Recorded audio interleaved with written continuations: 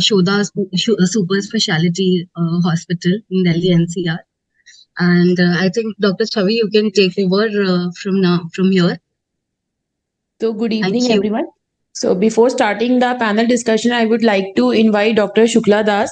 She is a director, professor, and head of the micro department at University College of Medical Sciences and GTB Hospital. And she is also currently as a holding a position of vice president of Indian Association of Medical Microbiologists, Delhi chapter. Next, we have Dr. Devkishore Gupta, who he is also a medical microbiologist, postdoctoral fellowship in microbiology and molecular biology from USA.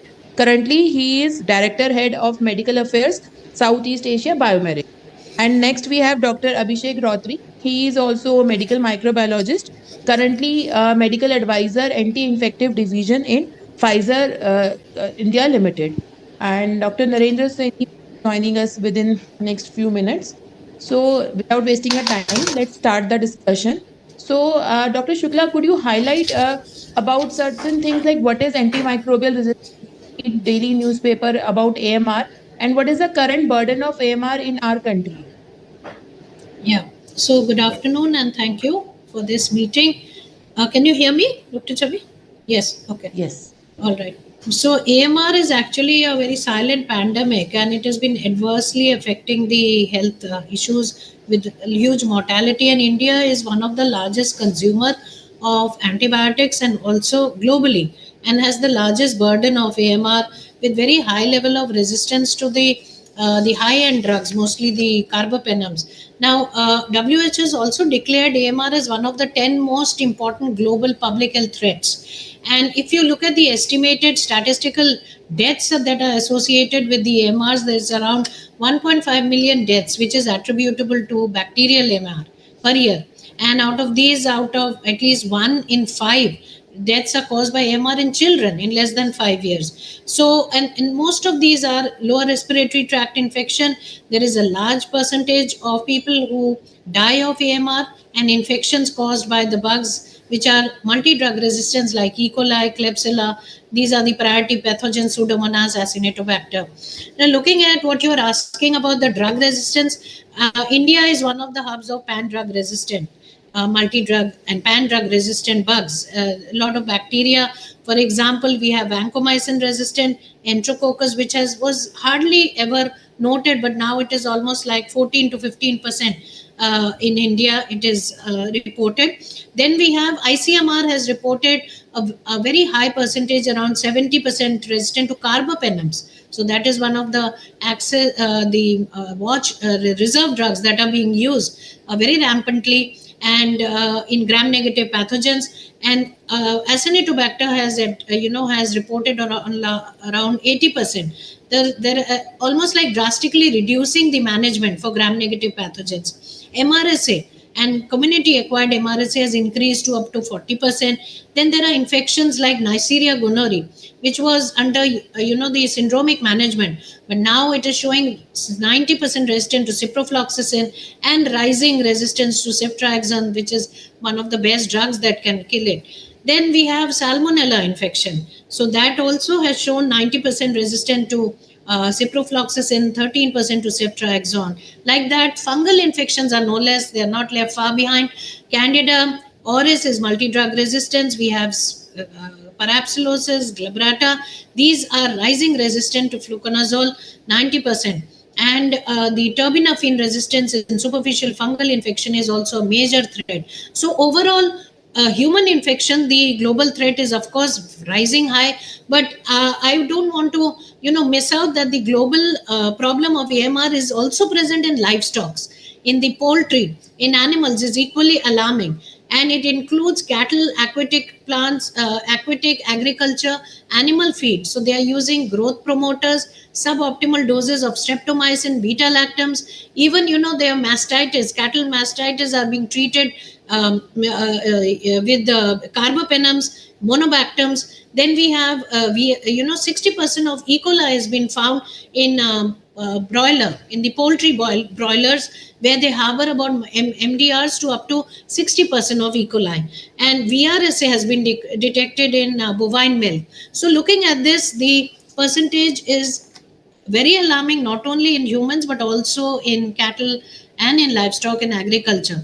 So I feel that this has to be the containment strategies and all the AMR surveillance has to be stepped up and strengthened, so that this the alarming percentages that I've just enumerated does not escalate to where we cannot return back. So as we see, the situation is very scary, and it may become more scary in next few years. So Dr. Devkishore, can you highlight what could be the economy effect of AMR on our economy? Articles, a lot of publications already which are available to us. But the biggest challenge that when you look into these guidelines and publications, the data is actually skewed. Because number one, this is always underestimated because it's always very difficult to get to know the exact economic burden of all these multi-drug resistant infections. And secondly, most of the data are coming from rather mature developed countries. So the way they take out the data, I mean, this is difficult. Those systems are exactly not in place, which are AMR based, which are not which are difficult in many low and middle income countries. So in that way, this is overall, globally, this is grossly underreported, and this is well accepted. Now, if you look into the numbers and figures, yes, very good data coming from CDC, and they are again based on this, EMR. And CDC estimate the cost of antimicrobial resistance is $55 billion every year in the United States, 20 billion for healthcare, and about 35 billion for loss of productivity. And if you look into, or rather if you compare, I mean, the previous series data, I was just comparing. So this has increased significantly. This is really scary that, how this, even these economic numbers have increased over a few years. So also the estimated annual global GDP could decrease by approximately 1% in US, and there would be a 5 to 7% loss in developing countries by 2050, which is actually very, very high. So this percentage ultimately translates into 100 to 210 trillion US dollars. I think this numbers itself, signifies how alarming the situation is, and not only that, multi-drug resistant TB is also, global menace. So it could also cause the world around 16.7 trillion by 2050. So these are certain figures we are getting from CDC. We are getting similar figures from European Council as well. So more or less, matching. Not great data coming from LMICs.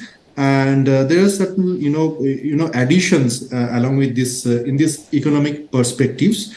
So it says that the gap between the developing and developed countries will increase over a period of time. As a result, this inequity will substantially increase. So that's one challenge that will also adversely affect the economic perspective. What else? And also the antimicrobial resistance has a major influence on labor. So it will directly influence or impact the human capital.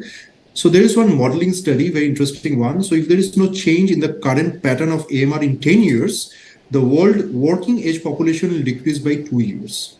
So again, it has got its own, implications. The global trade will also be heavily affected by antimicrobial resistance, and this will have direct impact into economic perspectives. And as Madam was saying, that impacts on AMR on livestock output will also be very, very significant, and this will again impact the economic angles globally.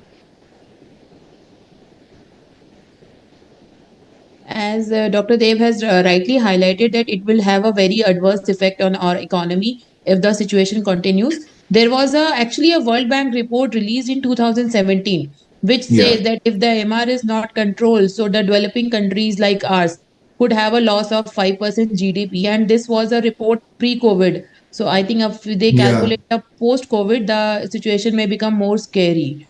So what could be the surveillance? What are the surveillance strategies, Dr. Devkishore, currently in India, which are being done, or what are the efforts that are being initiatives taken to have a picture of AMR, and accordingly surveillance? What surveillance strategies are currently in place? I mean, globally, there are quite a few surveillance strategies are there, and recently in India, even ICMR has taken up antimicrobial, the surveillance strategies. So that's in place. So we are regularly, checking the multi-drug resistance, what we call MDRO surveillance. So under MDRO, this MRSA, VRE, CRAB, and CRPAC, everything is included. So even very interesting and very that's a very good move. I mean, even these surveillances are also part of this NABH accreditation programs. So this everything is actually helping. So, but definitely there are a lot of scopes of doing it in a different way, or rather add certain other tools. So which the other, the other countries are doing. So definitely we can further. I mean, like other countries are doing, we can do the surveillance on the viral part and also the drug resistance part. So these are the scopes of opportunities which we have. But right now, ICMR is definitely undertaking a lot of steps as far as surveillance of multi-drug resistance organisms are concerned. So mostly this is based on phenotypic and bacterial. Dr. Abhishek, could you highlight what is exactly the meaning of irrational use of antibiotics? Because these are the frequent terms which are being used, but most of the people or the healthcare industry is not aware of what actually irrational combinations or irrational use of antibiotic means. Well, I mean, it's a to answer to this question when we talk about irrational, it's again a relative term, right? So the point is, we all know and agree to the fact that when we talk about the problem of antimicrobial resistance, that has been brewing unnoticeably for past couple of decades, and the only way we can curb this problem is perhaps by encouraging the judicious use of antibiotic. But as rightly ma'am said, that we are the global hub of antimicrobial resistance, and we are struggling with the problem, which is currently I don't see a solution immediately, is the carbapenem resistance, and we are left with very few antibiotics in the armamentarium to tackle this problem. Now the option remains with our treating doctors, like when they see a patient in the ICUs and with all the critical conditions and comorbidities, their role is actually to save the patient as soon as possible, right? So even though they want or they do not want, they have to start with something broad spectrum. I mean, we talk about the problem of carbapenem resistance in gram negative. I mean, if I just cite the last ICMR AMRS report, I think it has come down to 43% susceptibility in Klebsiella pneumonia. I stand corrected. And when we talk about Acinetobacter, it is 87% of Acinetobacter, which is carbapenem resistance. So what can we do? We have to start with something more broad spectrum antibiotic. Even for that, in for the patients who are struggling for their life in ICUs, we have very few options. Either we go for a polymyxidine based options, or we are not pretty sure even to go for a BLA option in that case. So the only option, I mean, at the same time, we also understand the problem of resistance. And there's something, the elephant in the room, I would say, the problem of colistin resistance. We often don't discuss about it. And if I could cite the last AMRSN report, we also see 8% resistance of colistin among Klebsiella pneumonia. So just imagine the situation hypothetically, like suppose we, get to see this trend and this increase in resistance in colistin, we are left with no options. Hence, the only thing that we are left with the option, whatever the existing antibiotic we have right now, we have to use it judiciously. Now, the next, coming back to your question, that how do we do that? I mean, to bring the antibiotic therapy from broad spectrum to narrow spectrum. So the only option right now, what is available, and I'm sure there are expert microbiologists in the panel, to introduce the concept of right leveraging the rapid diagnosis. So if we have now, thanks to COVID, there has been a paradigm shift in the capacity for all the laboratories. We are now well equipped when it comes to the molecular diagnosis. We have the right diagnosis in place. I would perhaps further explain how we have worked in this space in terms of highlighting the importance of this rapid diagnostic tool, because that's the only way we can bring down, or perhaps, the intervention that we always talk about, the prospective audit or de-escalation that can be done by leveraging this tool. So that at the same time, after 24 or 48 hours, once your microbiologist is giving you the report, kindly, let's pay respect to that and try to bring down the option from broad spectrum to narrow spectrum. And that's the only thing and the only way we can actually, have a solution to this battle, which is definitely unbeatable. So my next question to both Dr. Abhishek and Dr. Dev Kishore, Dr. Abhishek being from the pharmaceutical industry and Dr. Dev Kishore from the diagnostic industry. So, how your industry can help us, the country, to tackle this program of AMR? Are there any programs from your side, any surveillance or any help from your side so that we can strengthen this surveillance program and take out some solutions to tackle this AMR problem? Sure. Yeah, Thanks. if If I may, yeah, please, okay. Dr. Abhishek, you may, yeah. Yeah, thank you, Dev.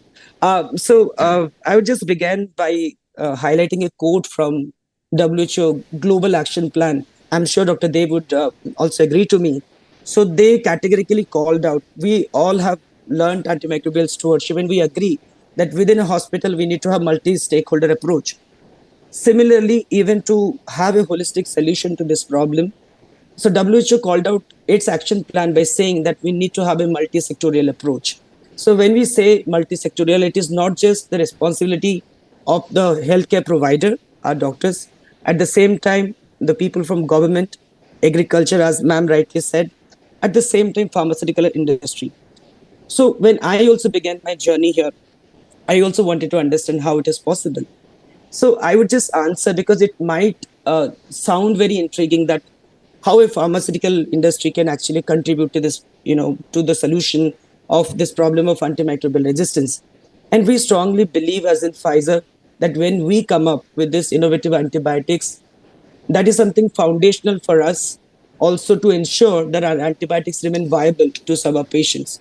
And the only way we can do that by supporting all those initiatives possible, which encourage the judicious use of antibiotics.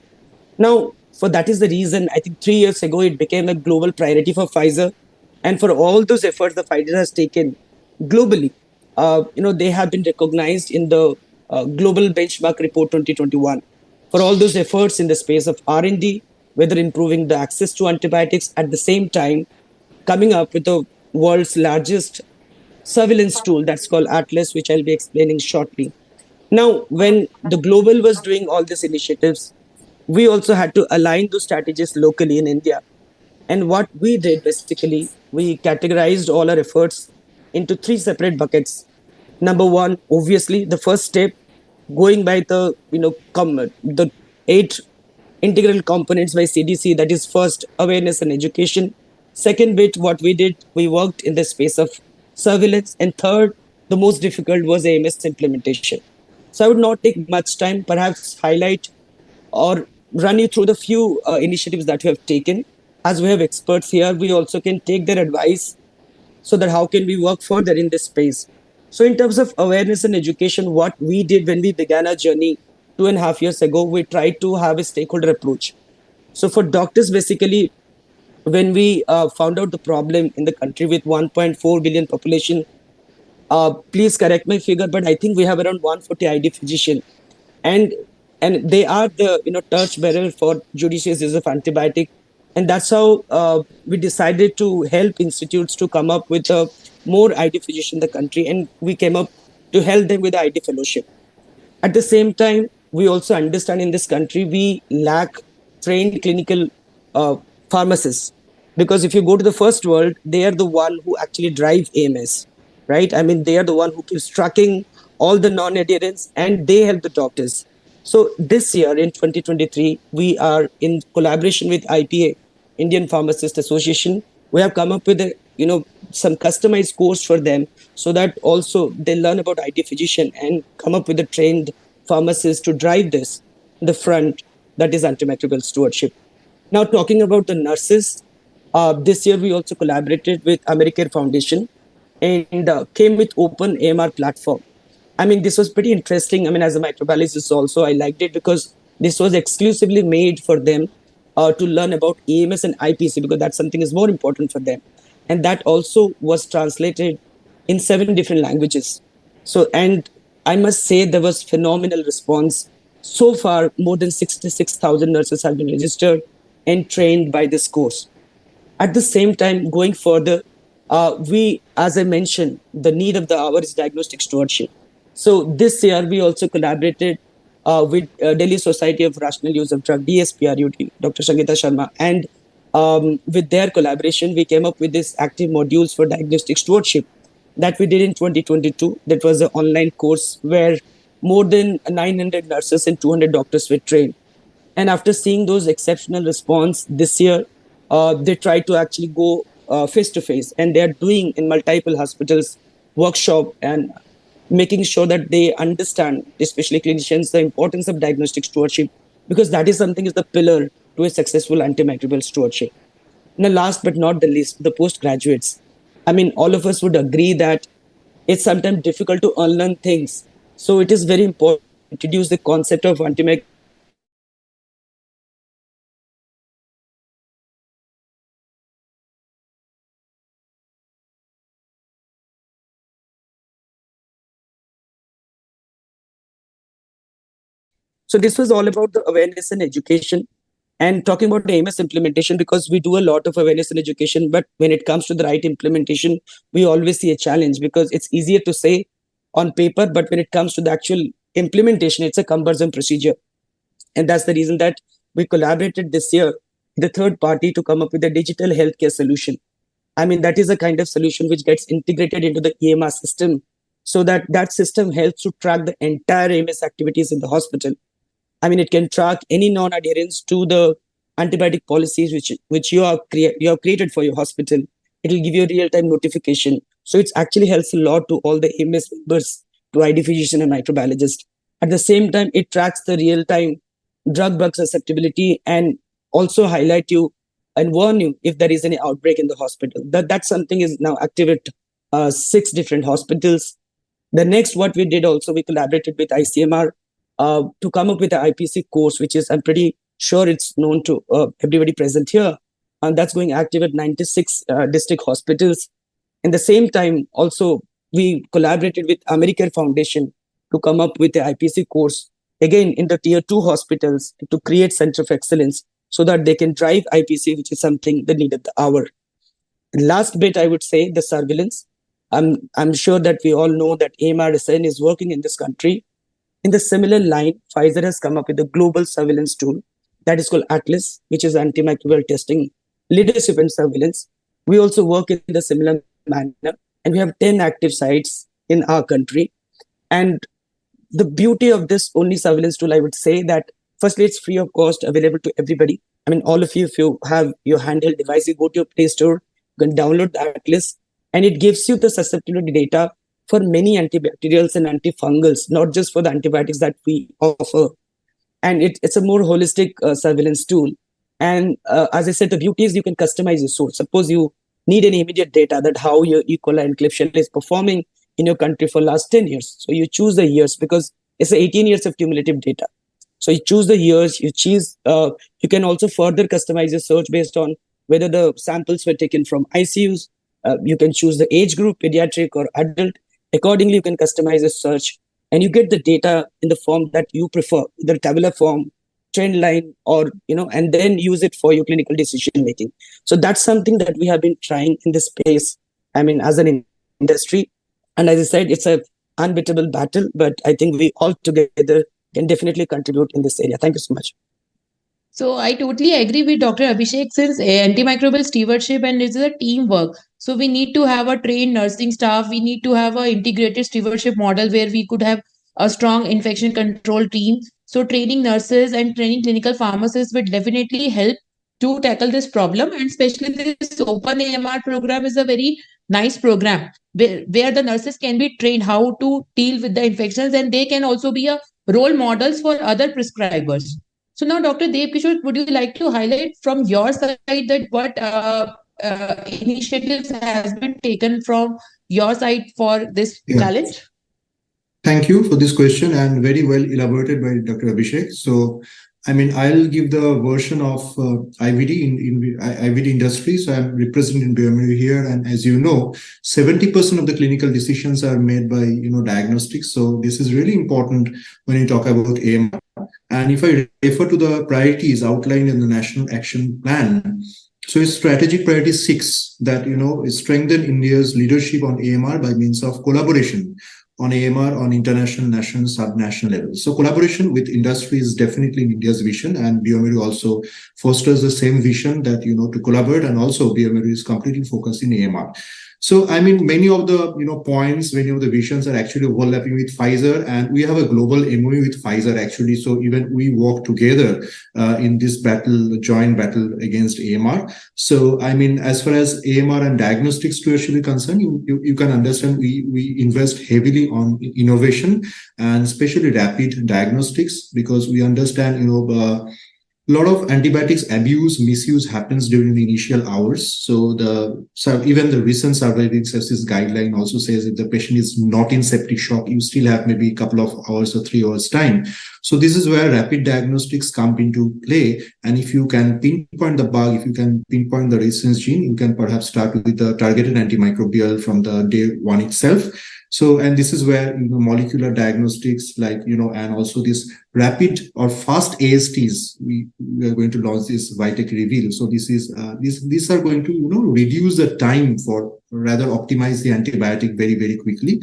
So these are the thought process, and diagnostics stewardship very much there.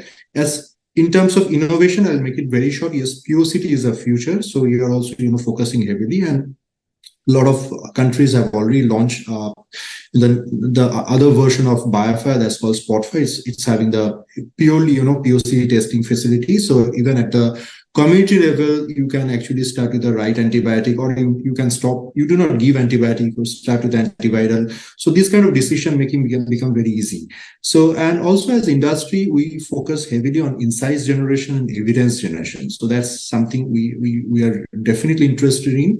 And if you look into the peer review journals, so these are very well accepted publications, great works done by the it's mostly they're all investigator initiated research.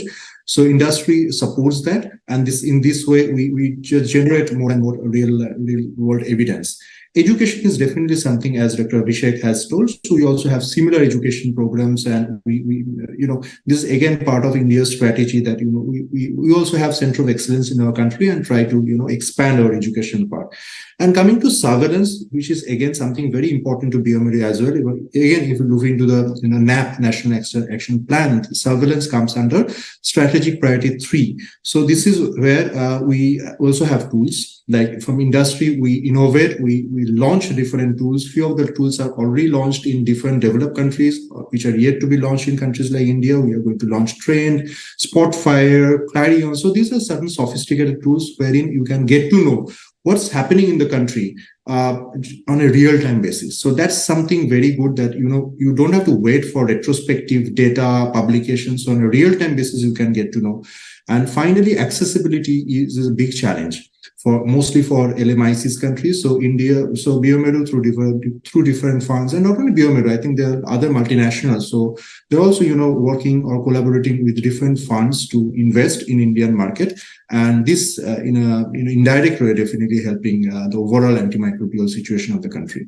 Thank you. Yeah, so I totally agree with them that we need to have a good diagnostics also, so as to reduce the consumption of the antibiotics, and believing that starting an empirical antibiotic without going for a diagnostic step is really a disaster, because if we go for a diagnostic step and then they curtail the treatment according to the bug we identify, we could help a lot in reducing the antimicrobial resistance and apart from improving the patient care. Since we are talking about the education, we need to educate the prescribers, and we need to education even the masses also, so that they do not ask for irrational for just antibiotic for any kind of viral fever. Now, apart from the education, Dr. Shukla, since you are being mentor in a medical college, so what initiatives have been taken to teach the students about this antimicrobial stewardship program in our medical curriculum, and what more initiatives should be there so that we can teach the future medical practitioner, future generation about this rising problem, so that they can help us in tackling this AMR challenge. Yeah.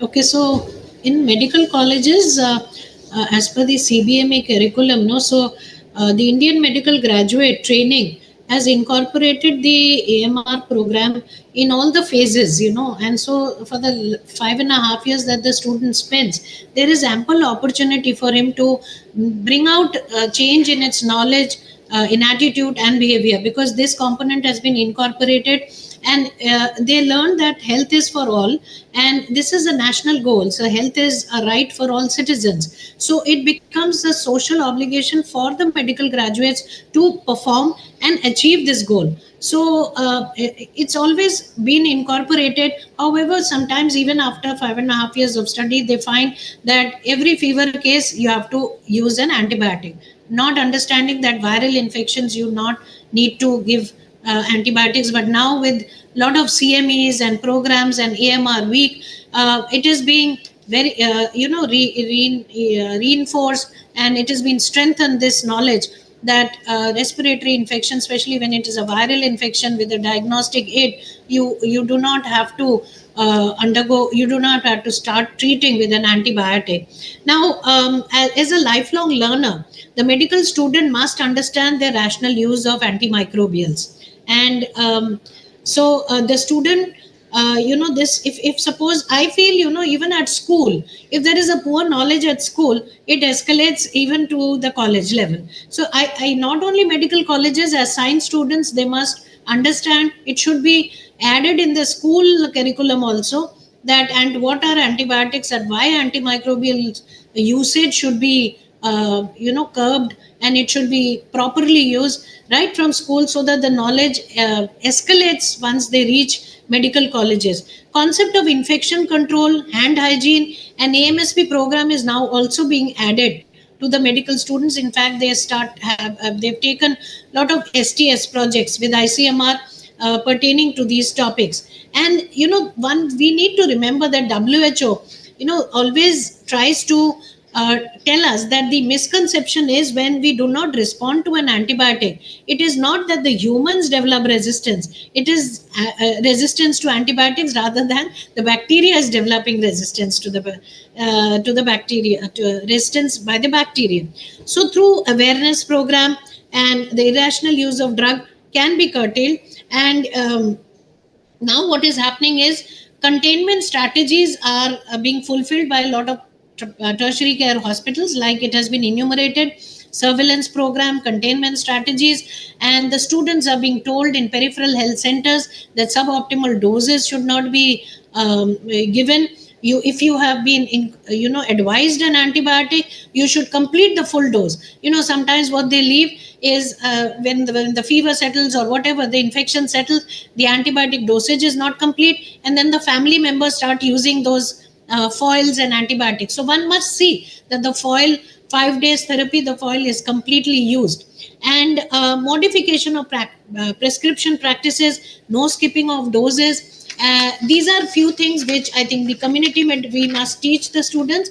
Community, even at the community level, avoid self medication. Many of these students in the hostel, especially for diarrhea and for respiratory infection, they start taking antibiotics. So that is what needs to be avoided, and they have to consult a medical practitioner or a doctor to get an advice whether an antibiotic is needed or not, and not to share with the family the antibiotics, adhering to the schedule, not sharing prescription. These are a lot of things which I think now, because of AMSP program in lot of hospitals, and there are some hospitals which really need to start also. So these AMSP programs, I think, incorporate, as you have said, nurses, pharmacists, microbiologists, and a lot of clinicians. So these things should be told to the students also. The student community is the one who is, just after 5.5 years, is going to start writing a prescription. So if they don't know what is going to be written, it is all what the knowledge that we impart. So of course the attitude and the behavior, as I said, these are the areas where we need to strengthen and keep on making. 5.5 years is a lot of, is a quite a long period for them to remember this. And AMR program, as one of the programs, should become one of the foremost programs which I think the community medicine should strengthen and keep telling their students to follow the guidelines. Thanks. Please said Dr. Shukla, because the students are the future practitioners and they will be the future prescribers. They should be taught right from the beginning in the MBBS about the rational usage of antibiotics, so that they can have a thick knowledge. So when to treat, when to give antibiotics and when not to give, because most of them will be going for the higher education or maybe practicing in some small cities or villages. So they should be adequately trained. So my last question to all panelists are, what are the unmet needs and gaps in that should be fulfilled to contain this program, and what more initiatives should be taken for it? So I can start with Dr. Abhishek. So what do you feel that what are the still challenges, why this AMR is still not it should be highlighted in the way that it should be, so that people become more and more aware about, and they do not ask for unnecessary antibiotics from a doctors, and they people should be more, I think, educated. Yeah, I mean, when we talk about, Dr. Chavi, the problem of AMR, or perhaps I would say the solution of AMR, I mean, definitely one thing that we cannot take for granted, that it's not one size fits all kind of approach. That should not be the approach. We need to understand. I mean, the gap for me would differ from the gap that what you have, and that holds good even from institute to institute, right? So, I mean, that's the reason that while I was highlighting, as I said, that we need to firstly identify the gaps, the need gaps based on the different stakeholders, right? And also our different institutes. So that is the first step that we should understand, and then we need to have a customized approach. And one of the example I'll give that, like when we talk about the problems in tier 2 cities or tier 3 cities, let's say nursing homes, so there obviously achieving a goal of AMS is a dream. So what I mean, I personally, this was a project that I took up, that we took the stalwarts, I mean, from the, because we have the access, and try to do a series of webinars exclusively in the tier 2 cities, and at least providing the resource and the templates to the microbiologists or the doctors over there, at least to start with an antibiotic policy. So that could be the stepping stone, I mean, to achieve the further goal when it comes to AMS, or to, you know, take care of the problem of AMR. At the same time, I think whether it's tier 2 cities or tier 3 cities, when we talk about the solution as diagnostics, it's very important that for all the industry to come together and to make it more cost effective, because we belong to LMIC country. It's not always possible to A, to give access to all the diagnostics, and B, it is also important to make it cost effective, so that the might be the patients in tier 2 cities, they might really look for something cost effective. You say phenotypic testing to know carbapenemase, what kind of carbapenemase, which was not a problem back then. Look, I mean, now it's not just the antibiotics that we produce, even the future BLVLIs. Now the time has come that we have to understand the mechanism of carbapenemase, so that, that is going to bring the precision in the antibiotic selection, right? So these are the things. But yes, as I said, we need to identify the problems and the gaps based on the resources that the institute have, and then give them customized solution. And it can never be one solution for all. It's not the one size that fits all. That's my view. Thank you. Dr. Devkishore, would you like to Yeah, highlight something? thank you. Yeah, I think many of the points are covered by Dr. Abhishek. So yes, I do agree. Training should start. Maybe, I mean, now this is high time that it's not a formal or Yes. something, casual training. Now this is we need to give proper training to all healthcare providers. And I mean, I am part of many antimicrobial stewardship meetings, talks, and everything. But I always see, I mean, those who are more or less educated, more or less having baseline knowledge, they are actually attending. So, are we actually reaching out to To the the right real people. Yeah. population, the real prescribers? So that's a challenge. So, implementation is a real challenge. We are being confined to the knowledgeable people, but the actual knowledge gap remains the same. So that's number one gap. So implementation is a challenge. Secondly, regulatory. I mean, as long as we will be having over-the-counter availabilities, so many. I mean, I was discussing with Dr. Chavi the other day. I mean, so many weird combinations available in our country. I think this is something we need to do at this time. And yes, we do talk about the surveillance, but are we validating the surveillance data? So I'll be happy to post anything that my MDRO is very good. I think I'm doing a great job, but who is validating? So validation, I think I understand this is the first step. So validation should come automatically in the next step. But I think this is now we have to think seriously about that. Infection prevention and control is a gap. So again, I think I appreciate Pfizer has taken a big leap. So strengthen this, and also adult vaccination. So we have to prevent infections so that the next part becomes easier for us. So I'll stop here. So those are my views. Thank you. So as thank you very much. So as you rightly said, that regulation should come in. So we have accreditation bodies like NABL and NABH, but still this antimicrobial stewardship program and hospital infection control program are not being taken very seriously. They are still coming under the point of excellence. Rather, they should become a mandatory Yes. programs. Even so that it can be easily implemented. Once it becomes a mandatory, I feel it becomes easy to Yes. implement in tier 2 and tier 3 cities. At least they will start focusing on the program, and gradually over the period of time they will improve, and they will have a antibiotic policy and stewardship surveillance, everything that should be there to control the program. But still, I believe that it's the long distance to go upon.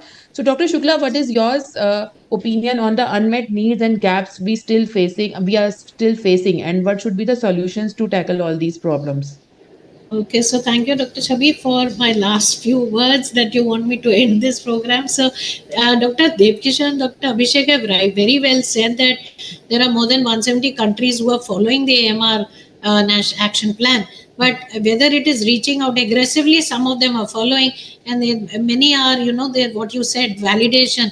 We don't really know how many tertiary care, secondary hospital, PHCs, even communities, they are not even educated about this program. And the second point that I need to say is that the consumers, they demand the antibiotic as their therapeutic right. That you don't give an antibiotic, that means you're not a good doctor. And we have to also push the caregivers also, our practitioners, from over prescribing and to satisfy the expectation of the patient and also the economic interest. So these things are sometimes clashing in hospitals, corporate hospitals, and they lead us to misuse of the antibiotic. Infectious disease specialty is an intensive training which I think should be started with most medical colleges. Medical students will start understanding the antibiotic policies, and their knowledge and practices will be strengthened by these things.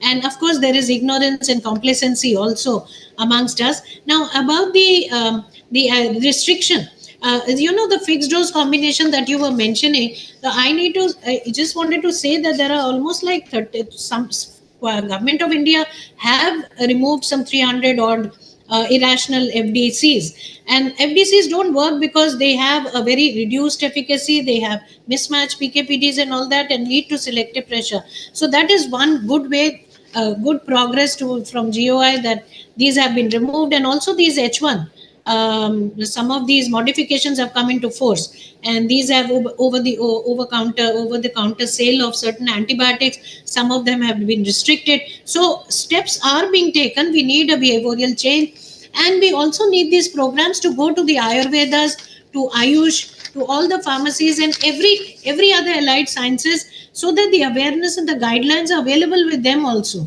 So antibiotic prescribing guidelines, and the surveillance must continue for the amount of antibiotic use and consumption. So these, prioritizing this program, adhering to the guidelines, and some key points that should be imbibed by the practitioners and the followers of these guidelines. So these are my few words. Education, of course, as I said, concerted efforts should be there for AMR education in most, even veterinaries and livestock, and even agriculturists. They also must be told about the guidelines of the antibiotic usage. So I finish with these few words, and anything else? So yeah, thank you, Dr. Shukla. So as she has rightly mentioned, antibiotic is neither a right of a consumer nor a right of Yeah. prescribers. That they should not feel that whatever antibiotic that is available in the market is easy to write, because there are so many irrational combinations being in circulation. So which will have a impact on AMR because of the mismatched PKPD and the efficacy and action. And apart from that, since antimicrobial resistance is not limited to the humans, it is limited to both poultry and the livestock. Now with One Health approach coming, where there is an integration between all kind of stakeholders apart from the medical industry, livestock industry, and poultry, and even the pharmaceutical industry, so as to come out with a solution so that we can handle this program. But yes, it is a very far journey that we have to go, and so that we can India being a developing country, the future depends on how this apart from other aspects, this antimicrobial resistance evolve, and what economic impact it will have on our country. So with this, we would like to close the session with the message that yes, we should have to work in collaboration with all stakeholders so as to tackle this solution of antimicrobial resistance. So I would like to thank all the panelists for their precious time and their precious inputs. Thank you so much. Thank you, Dr. Chavi, for this opportunity. Thank you. Thank you, Dr. Chavi, for this opportunity. Have a great evening, everyone.